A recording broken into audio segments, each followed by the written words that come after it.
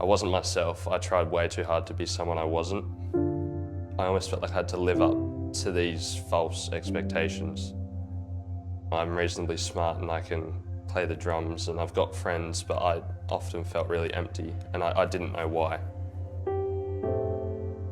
I'd cry in bed every night. That was tough. That was really tough.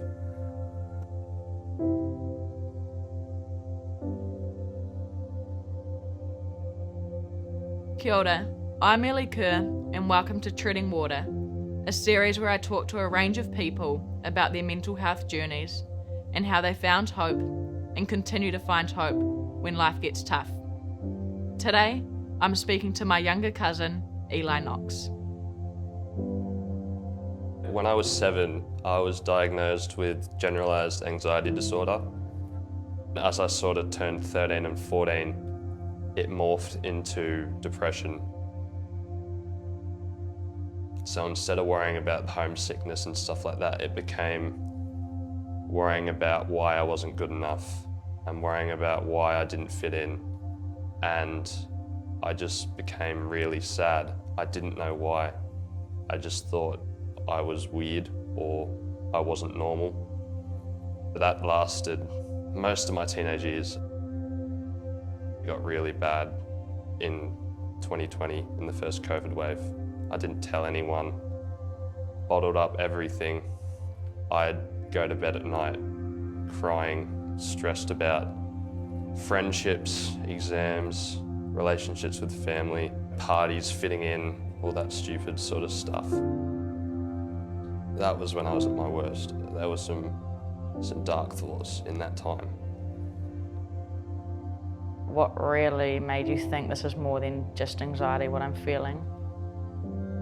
I sort of just became lazy and sad. I didn't do anything I enjoyed doing. I sort of realised, this was different. This wasn't what I'd experienced before. I knew it wasn't something I could just sort of shove in the back corner of the drawer, and that I might have some level of depression. So then I went to a psychologist, and then that was the diagnosis.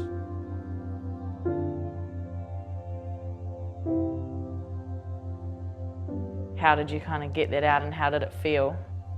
I think I realised I was getting better when I was talking to people about it.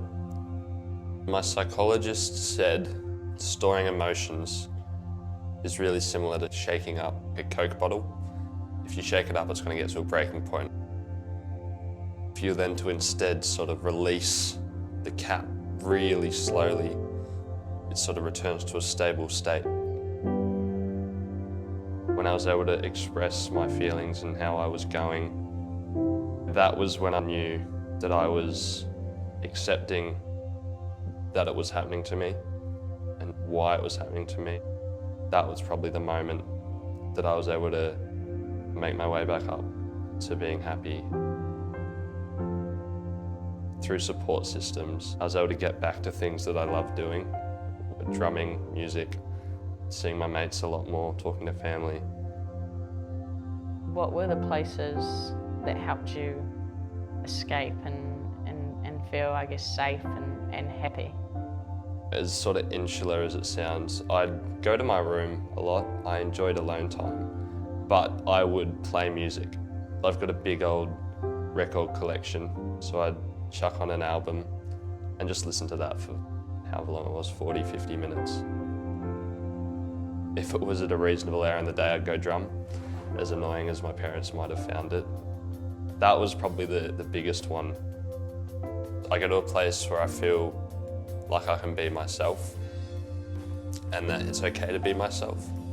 And it's a place where there is no judgment and I'm truly at my happiest when I do that. So by doing that more often, I just become happier. That's about as simple as it gets, really, I think. It's had its ups and downs, but I'm at a really good level now because of all those things. I learned to accept that that was who I was. I was a naturally anxious person. And so by knowing that, I've been able to communicate to so many more people about it. I had a mate who was struggling a lot. He told me many times I was the only one he told about how he was feeling. He came straight to me because he knew that he wasn't going to get judged and that I'd listen to whatever he had to say, and that if he talked to me, I might be able to help him. He's a lot better now than he was then. What would you tell a teenage boy when you're kind of figuring out who you are but having these battles? You know, a young teenager, from my experiences about mental health, I'd tell them that it's okay to be sad. As much as they might think it, you're not the only one that's experienced this.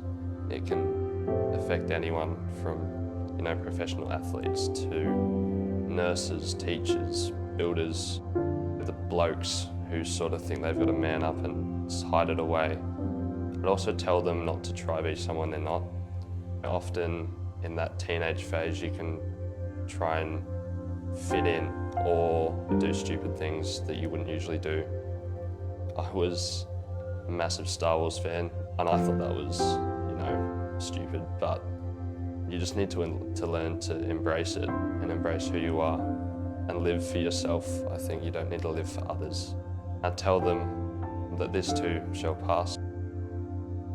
Amelia and I have this tattooed on our bodies. It was something our papa told us. So I tell them that it's gonna be okay, that there is light at the end of the tunnel. So just embrace who you are. Know that you're not the only one. Know that you've got support and that it's gonna be okay.